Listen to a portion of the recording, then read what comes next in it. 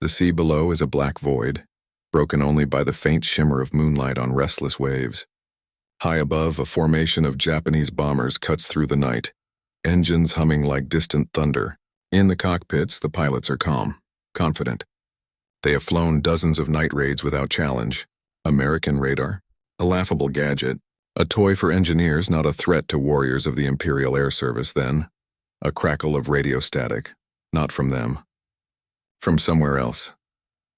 Far beyond their line of sight, on a remote U.S. outpost, a radar dish sweeps the sky in slow, deliberate arcs. The operators inside the cramped station stare at glowing screens, reading echoes only they can see. Coordinates are whispered. Vectors are calculated. A squadron of American night fighters, invisible in the dark, turn silently toward the incoming bombers. The Japanese pilots see nothing. But something is coming for them, guided by an enemy they cannot see. What they once dismissed as weak technology is about to become their most relentless enemy. Long before that silent midnight hunt over the Pacific, the balance of technology between two very different military cultures had already begun to diverge. On one side stood Imperial Japan, a nation that had built its air doctrine around the belief that war was won by the eyes of the pilot and the instinct of the warrior. Their naval aviators were among the finest in the world, trained to rely on sharp vision, speed, and formation discipline. Detection to them meant seeing first and striking first. Machines could assist but never replace the senses of a skilled combat pilot. On the other side stood the United States, still reeling from the shock of Pearl Harbor. In late 1941, American radar technology existed, but it was primitive, scattered, and poorly integrated. The SCR-270 radar set that detected incoming Japanese aircraft before the attack on Pearl Harbor had performed exactly as designed, but no one in command trusted it enough to act. To many senior officers, radar felt like a scientific curiosity, useful for experiments and theoretical defense planning, but too unreliable for real combat. It was slow, imprecise, and dependent on operators few outside the signal corps understood. The American fleet and air bases in the Pacific operated under assumptions born from peacetime. Aircraft would be spotted visually, reported by radio, and intercepted through conventional scramble procedures. At night, the idea of coordinated air defense was almost non-existent. Nighttime was a pause in the war, a time when aircraft attacks were considered unlikely, and accurate interception nearly impossible. Japan, however, saw an opportunity in the cover of darkness. In the early months of the Pacific War, Japanese bombers executed night raids across newly captured territories and U.S.-held islands alike. They struck at Henderson Field on Guadalcanal, at Port Moresby, at isolated marine positions clinging to their footholds in the Solomon Islands. The pattern was always the same: approach under darkness, drop bombs, disappear into the night. American anti-aircraft guns fired blindly into the sky, more out of defiance than precision. Pilots in their tents would hear engines and explosions, but scramble orders often came too late, and radar, even when present, was often misread or ignored. Back in Washington and Pearl Harbor, frustration grew. Reports from the front spoke of a war being fought not just with machines and men, but with time, specifically reaction time. Japan dictated when battles began. The United States responded. Radar, some believed, could change that equation. But belief was not enough. It needed to be tested, improved, and trusted in real conditions. That trust would not come from generals. It would come from young radar operators, technicians barely in their 20s, stationed in remote outposts with flickering equipment, refining their craft night after night. They were not pilots. They were not warriors in the traditional sense. They sat in darkened huts staring at green screens filled with ghostly signals, learning how to translate static into threat, how to turn echoes into warnings. They were often dismissed by pilots as scope watchers, yet their hands were on the true heartbeat of the battlefield long before a single engine roared to life. Meanwhile, Japanese pilots continued to mock American reliance on machines. In training briefings, radar was described as crude and easily deceived. Better to fly low, better to attack at night, better to rely on the instincts of the Imperial aviator. After all, machines could fail. Human spirit, they believed, could not. This clash of beliefs, intuition versus instrumentation, would shape the upcoming battles more than either side yet realized. For as radar installations multiplied across Pacific outposts, and as each operator grew more skilled than the last, a shift began to take place. The United States was no longer reacting blindly, it was listening, and soon, it would be hunting. The lessons of early radar misinterpretation at Pearl Harbor lingered like a wound in the American command structure. The infamous detection of incoming aircraft on December 7, 1941, seen clearly by radar operators but dismissed by superiors, became a case study in the cost of underestimating new technology.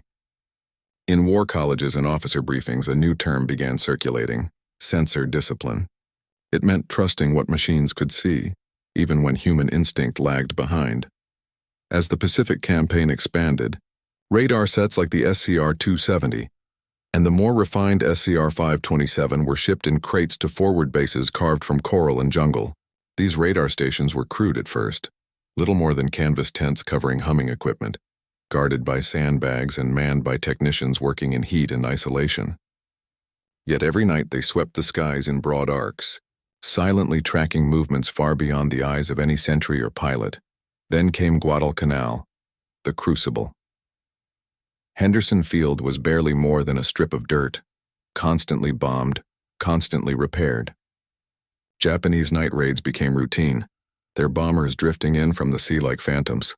Early in the campaign, U.S. Marines and aviators could do nothing but brace for impact when the sun went down. Anti-aircraft crews slept beside their guns, waiting for spotters to yell out bearings, praying they could hit something in the darkness. Fighter aircraft, when launched, circled blindly, hoping to catch a silhouette against the moon. But by late 1942, something began to change. A new rotation of radar operators arrived, bringing with them updated training straight from American signal schools. Unlike earlier deployments, these men had drilled on live intercept simulations. They understood not just how radar worked, but how pilots could be guided with precise headings in real time. To the uninitiated, radar screens still looked like abstract patterns of light. But to these new operators, the blips were becoming language. At first, their attempts to direct intercepts were hesitant, filled with corrections and uncertainty. Pilots were skeptical. Many saw radar guidance as interference, preferring to fly alone and rely on their own instincts. But one night, a test was ordered. A pair of Marine night fighters launched under full radar control. The operators gave bearings. Turn 3 degrees starboard. Maintain altitude. Contact expected in 60 seconds. The pilots obeyed, reluctantly. They never saw the bombers until they were directly behind them.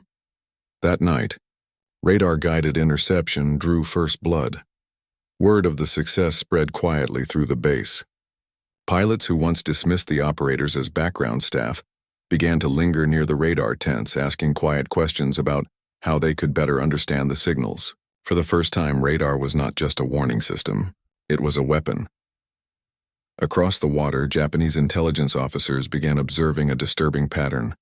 Bombers returning from night raids spoke of American fighters appearing suddenly and with impossible precision.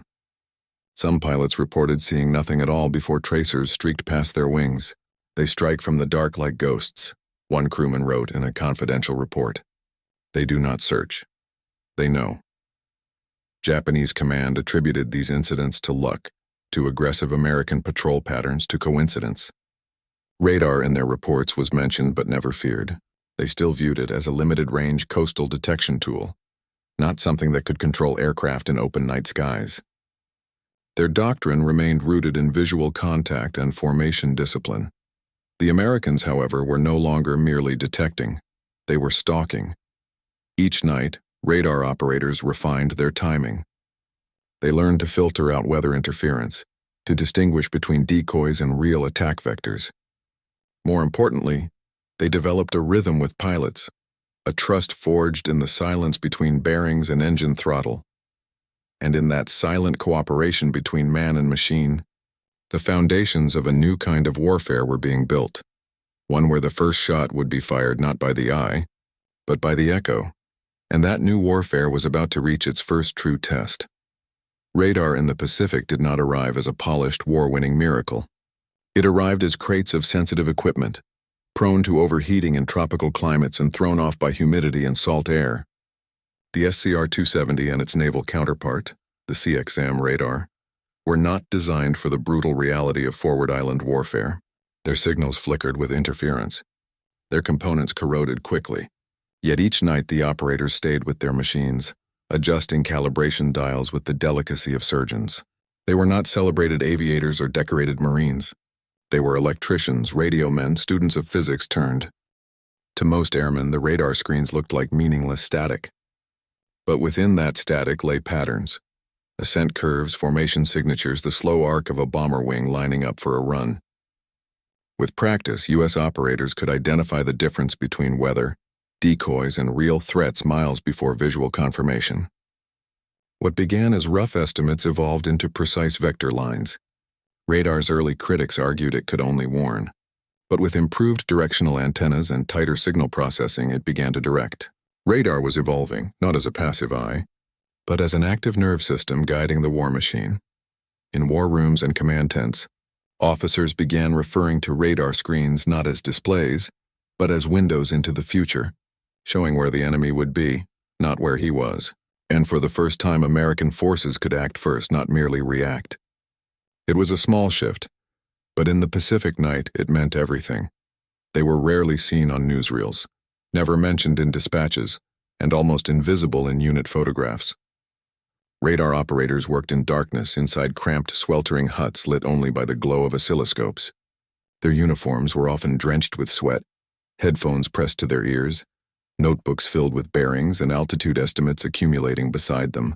In the hierarchy of war glory, they ranked near the bottom, below pilots, below infantry, even below mechanics. Yet without them, the night skies belonged to the enemy. These men trained in silence, learning to decode the language of electronic echoes. Every sweep of the radar beam came with a rhythm, a pulse, a return, a ghost. They learned to distinguish a squadron of bombers flying tight formation from a feint designed to draw fighters away from the real attack. They learned that hesitation cost lives, that a bearing given 10 seconds too late meant bombs falling on fuel depots, hospitals, and airstrips. They developed a sixth sense, not of sight, but of timing. Often they never saw the results of their work. They would issue their last vector, listen to aircraft acknowledge, then wait in silence, hearing only fragments of radio chatter and occasional distant explosions. Only at dawn, when pilots returned and spoke quietly of successful intercepts, did the operators allow themselves a moment of pride. They had fought a battle with no gun in hand and won. Radar alone could not win battles. It needed a doctrine, a way to turn data into action. That doctrine was born in the early months of night intercept missions over Guadalcanal and New Georgia. Pilots accustomed to free-roaming patrols had to learn the discipline of controlled vectoring. Instead of hunting by instinct, they flew in silence, trusting instructions coming from miles away. Instructions based on nothing but blips on a screen. A typical radar-guided intercept began long before engines roared to life. Operators would track incoming contacts from over 100 miles out. As soon as a pattern confirmed hostile intent, ground crews would ignite runway flares, engines would spool up, and fighters would launch not at random, but on a calculated intercept line. The operators spoke in calm, precise language. Turn heading 280. Maintain altitude 4,000. Contact bearing shift in 30 seconds. To the Japanese, it looked like sorcery. American fighters were no longer patrolling aimlessly. They were cutting across the night sky with purpose, like hunters intercepting prey along a predicted path. Every vector was a decision. Every degree of adjustment was a calculated strike. The Pacific night, once ruled by bombers slipping through darkness, now hid something else. American fighters guided by a silent, unseen hand, and that unseen hand would soon strike with undeniable force. For Japanese bomber crews, the night used to be an ally, a shield against interception. Pilots described the darkness as a black ocean, a place where American fighters could not navigate with confidence. But as radar-guided interceptions increased, that sense of safety began to erode. Crews reported seeing tracers streak past their wings from angles that made no tactical sense. Some aircraft were attacked without ever spotting their assailant. In pilot debriefings, a new phrase appeared again and again. They were waiting for us. Fear crept into the cockpits long before the enemy appeared. Without visual confirmation of pursuit, Japanese crews were forced to imagine it. Every flicker on the horizon became a threat. Every radio crackle became a warning. They began altering flight paths, dropping altitude unexpectedly and dispersing formations, not due to direct combat pressure, but due to psychological anticipation of an unseen hunter. This was the new front. Radar had introduced a form of psychological attrition. It made the enemy feel hunted, whether an interceptor was truly present or not. And in the dark skies over the Pacific, fear was as lethal as gunfire. Imperial Japanese military culture placed immense value on the warrior's spirit, the Yamato Damashi, the soul of the fighter. The idea that machines could outthink or outperform a trained aviator was culturally resisted. Japanese air doctrine emphasized aggressive offensive spirit. Radar was seen as defensive, passive, unworthy of elite combat forces. Early intelligence reports from Japanese observers acknowledged that Americans used radar, but concluded it was slow, limited in precision, and only effective from stationary positions. This belief created a blind spot. Even as reports increased of radar-guided night fighters, Japanese command maintained the assumption that technology alone could not win air engagements. Pilots were instructed to fly low, use clouds for cover, and rely on formation cohesion. These tactics had worked against European powers in early war exercises. But in the Pacific, against a rapidly adapting American force, doctrine began to lag behind reality. Japanese pride in traditional detection methods, visual scanning, formation discipline, experience, became a tactical liability. Radar was undermining the very foundation of their air combat philosophy. Within the American command structure, there were those who saw radar not just as a defensive measure, but as a force multiplier that could flip the balance of the Pacific Air War. Commanders like Admiral William Bull Halsey and Marine aviation leaders began allocating more resources to radar integration rather than sheer aircraft numbers. Instead of scrambling fighters only after visual confirmation, new orders emphasized early launch based on radar signals alone. It was a gamble, committing fuel, pilots, and aircraft to intercept threats that had not yet been seen. But as the first radar-guided intercepts succeeded, belief turned into doctrine. Night fighter squadrons were formally formed. Pilots began training with radar operators, not separate from them. Mission briefings were no longer just about altitude, attack vectors, and enemy formations. They now included radar echo signatures, bearing shifts, and silent communication protocols. Strategy had evolved. Radar was no longer support equipment. It was the spine of a new operational mindset, one based not just on reacting to enemy movement, but predicting it. This shift set the stage for the turning point, the night when radar transformed from a promising tool into a decisive weapon of war. The tropical air was thick with humidity, clinging to every surface of Henderson Field like a damp shroud. The runway lights had been extinguished hours earlier, leaving only a dim red glow from scattered lanterns near the operations hut. Pilots lounged in partial gear beside their aircraft, helmets resting on their knees, eyes half closed in the illusion of rest. They had learned not to sleep too deeply. Japanese bombers favored the hours when exhaustion hit hardest. Inside a nearby structure, its walls lined with sandbags and canvas, the radar team stood at their stations. The SCR-270 radar array hummed outside, sweeping the sky with its rotating antenna, its electronic pulse invisible but relentless. Two operators leaned over the display, eyes tracking a faint cluster of returns on the edge of the screen. At first it was just noise, a flicker that could have been weather. But then the pattern held, a slow, deliberate movement, too steady to be anything but an organized formation. One of the operators, Corporal James Rowe, scribbled bearings into his logbook, his voice even as he keyed the field phone. "Control, this is Radar Post 2. We've got movement, bearing 184. 80 miles and closing." The response from Control was immediate. "Confirm hostile pattern." Rowe watched the blips tighten. A classic bomber weave. He didn't hesitate. "Confirmed." Within minutes, alarms sounded across the field, not the chaotic scramble signal of earlier months, but a controlled series of calls. Pilots snapped awake, climbing into their aircraft as ground crews pulled away chocks and signaled readiness. Engines roared to life, spinning up with a rising whine that cut through the humid night. But this time, they did not launch blindly. In the tower, the radar feed had been patched into a small plotting table where officers traced the incoming path with grease pencils. A liaison officer relayed coordinates to the flight leader waiting on the tarmac. Target group predicted to cross intercept line at 11,000 feet. Climb gradually. Hold formation until vectoring begins. Radar control will steer you in. The pilots exchanged glances.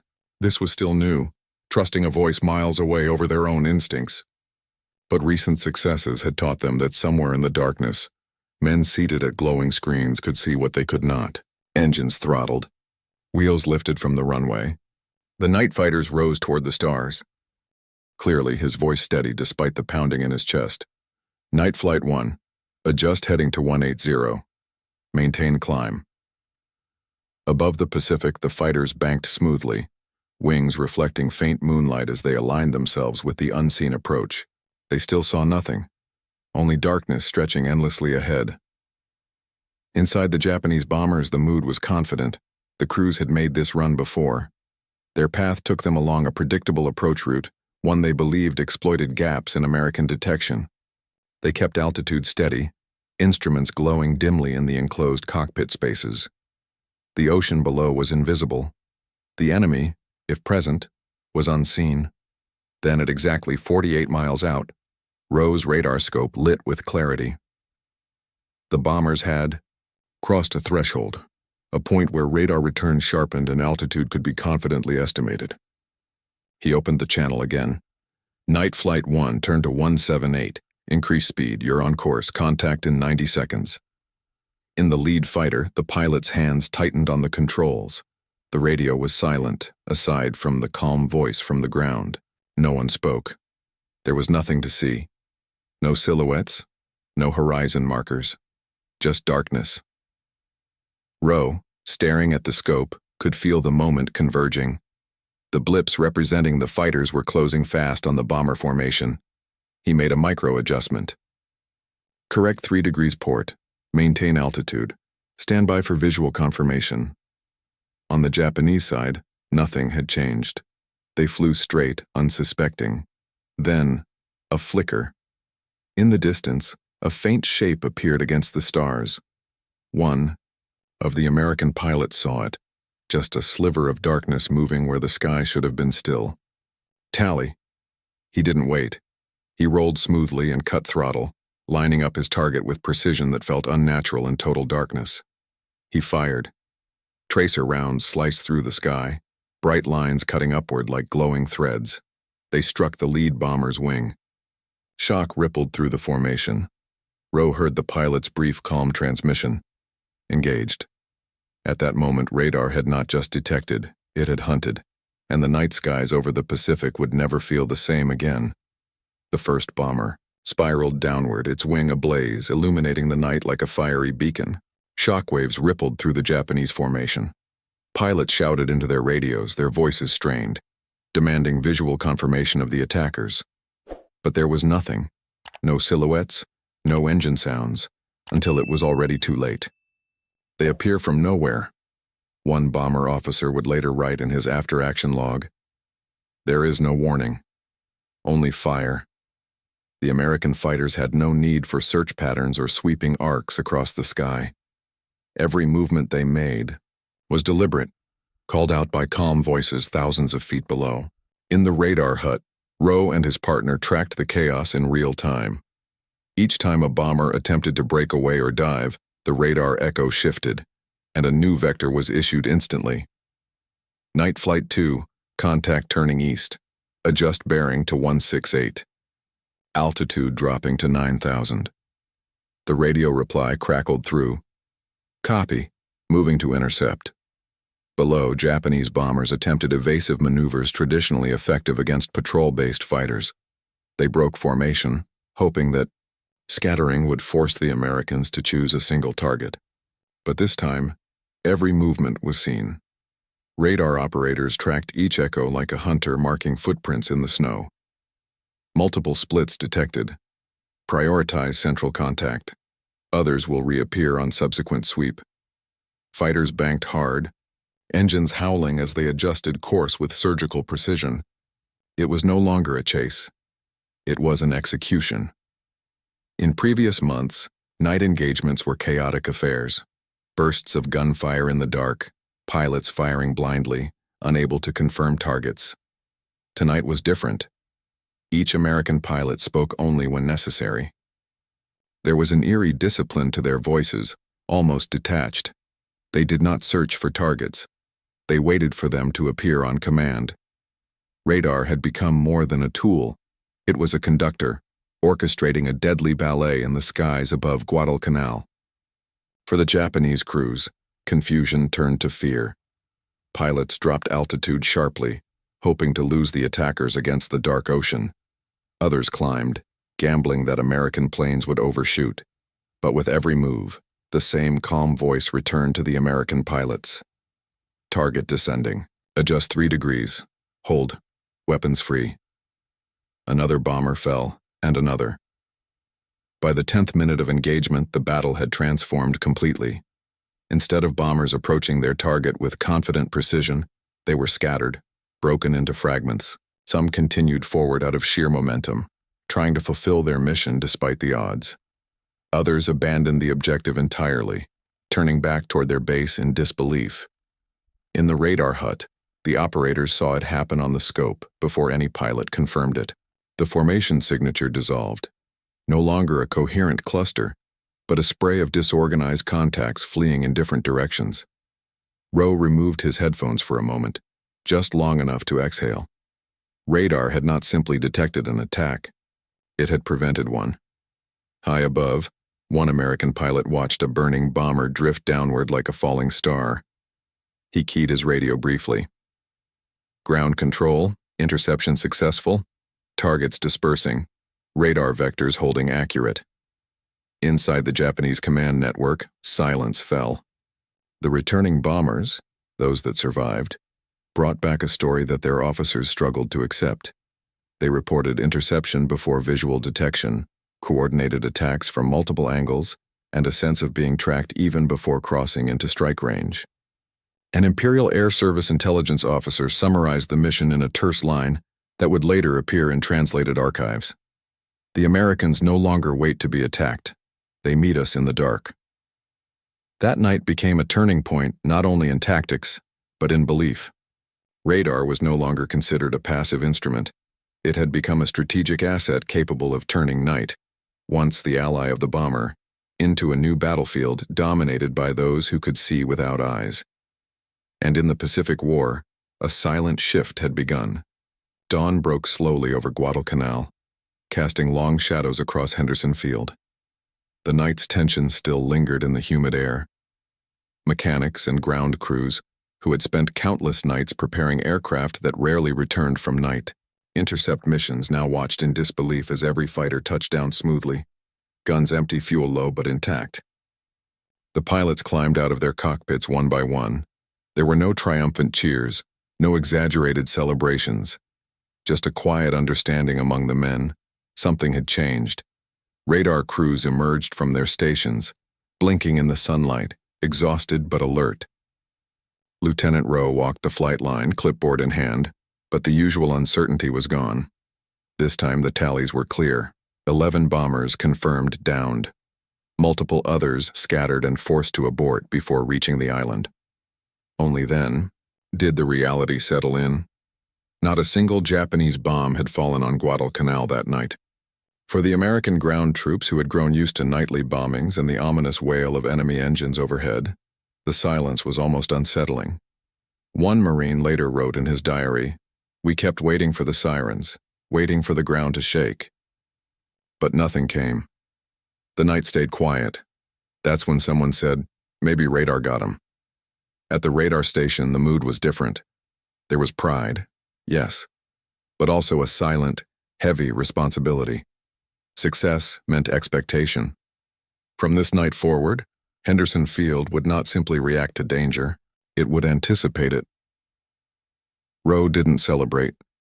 Instead, he reviewed the radar logs, marking every contact, every vector, every recorded maneuver. He circled errors and inconsistencies, preparing improvements before celebration could even be considered. In the intelligence tent, a message was drafted for higher command. Night attack repelled, radar interception achieved with precision, enemy formation disrupted prior to strike distance. Recommend full development of radar-guided fighter doctrine. It was a formal report, but between the lines a new reality was clear. The Marines had witnessed something new. For the troops on the island, radar had always been a mysterious piece of equipment, a humming machine operated by quiet men in headphones, far from the front lines. But now rumors spread through the camp like wildfire. The guys in the bunker? They're hunting planes we can't even see. Radar crews, once overlooked and dismissed as technical support, now walked past infantry lines with new recognition in the eyes of the men who saw them. The pilots of Night Flight 2 shook hands with the radar operators, exchanging clipped nods of respect. No speeches were given. They didn't need them. A partnership had been born. Japanese command reacts. Across the sea, at the Japanese forward airbase in Rabaul, the atmosphere was far darker. Commanders gathered around reports written by shaken bomber crews. Words like unseen fighter, instant interception, and tracking from unknown source appeared repeatedly. Though the term radar was rarely mentioned, one officer wrote a chilling line in his analysis. The Americans possess a detection method that removes the advantage of night. To Japanese strategists, this was more than a tactical loss. It was a psychological breach. For months, night missions had been a favored Japanese tactic. The dark skies were supposed to be their ally, a cloak under which they could strike American positions without warning. But now that cloak had been torn away. On Guadalcanal, pilots, radar operators, and ground crews looked toward the horizon with a new kind of confidence. They didn't just survive the night. They controlled it. And as the sun rose over Henderson Field, calm, unbroken, untouched by fire, a quiet realization settled in among the men. For the first time since landing on the island, Guadalcanal had slept. Word of the radar-guided intercept over Guadalcanal traveled faster than expected. Within days, intelligence summaries reached Admiral William Bull Halsey's command desk aboard the flagship in Noumea. He read the report twice before simply saying, "Then radar is no longer experimental. It is operational." Those words marked a shift in doctrine. Radar was no longer a support tool. It was a weapon system. Until that night, U.S. fighters had taken off after hearing reports or spotting enemy formations, always racing against time. Now, with radar feeding vectors directly to airborne pilots, American fighters were being positioned. Before the Japanese even crossed the coast signals, officers began drafting formal procedures. For radar fighter direction, a coordination, system pairing land-based radar with airborne interceptors. Hand-drawn diagrams appeared on briefing boards showing new engagement logic. This may sound standard to modern warfare, but in late 1942, it was revolutionary. For the first time in Pacific combat, enemy aircraft were not just detected, they were hunted through the dark with mathematical precision. Intercept survivors from Rabaul described a growing sense of dread. One bomber crewman wrote, "Before we saw the island, the Americans were already there, as if waiting." Rumors spread through Japanese air groups that the Americans had developed a kind of supernatural detection. Some pilots believed the Americans had spotters in the clouds. Others claimed they were using advanced listening posts. But behind American efficiency was not mysticism. It was technology and disciplined communication. News of Henderson Field's night intercept success reached other Pacific bases, Espiritu Santo, Noumea, Midway, and eventually Pearl Harbor. Radar teams from civilian contracts and British advisory groups were rushed forward. Navy carriers began assigning radar officers to fighter squadrons for real-time airborne intercept control. Soon, mobile radar fighter direction units were being developed. Transportable command centers with maps, plotting tables, radio sets, and rotating radar dishes. These crews would later deploy across the Solomons, the Marshalls, and the Marianas. From this single breakthrough, an entire new arm of warfare emerged, the Radar Control Center, the silent nerve of the Sky War. Training officers began documenting the Guadalcanal intercepts, turning chaotic battlefield improvisation into standardized training material. Pilots arriving fresh from the United States were no longer told to simply fly and engage. They were now being trained to listen for vector commands, to trust radar operators they would never meet face to face, and to carry out intercepts with absolute discipline. Radar rooms, once considered auxiliary infrastructure, became high-priority protected zones. Sandbags, camouflage nets, and even dedicated marine security detachments were assigned to radar stations, a clear signal of how vital they had become. By early 1943, Japanese air raids on Guadalcanal decreased sharply. The risk of losing bombers and experienced night crews to radar-guided intercepts became too great. Instead, Japanese command began withdrawing night bomber wings, redirecting them to safer fronts. One Japanese operations officer wrote a final assessment, acknowledging what they had once mocked. Where darkness once favored us, it now favors them. Radar had done more than win a single night of survival. It had changed the psychological terrain of the Pacific War. The stage was now set not only for defense, but for offensive radar-guided campaigns, where American forces would carry this new doctrine across island chains, intercepting enemy air fleets before they could strike, and eventually guiding bombers deep into enemy territory under radar direction. And from that night onward, every Japanese air commander planning a sortie against American positions would have to ask the same chilling question: will they already be waiting? Night had always been the natural ally of those who sought to strike unseen. For centuries, darkness offered concealment, surprise, and advantage.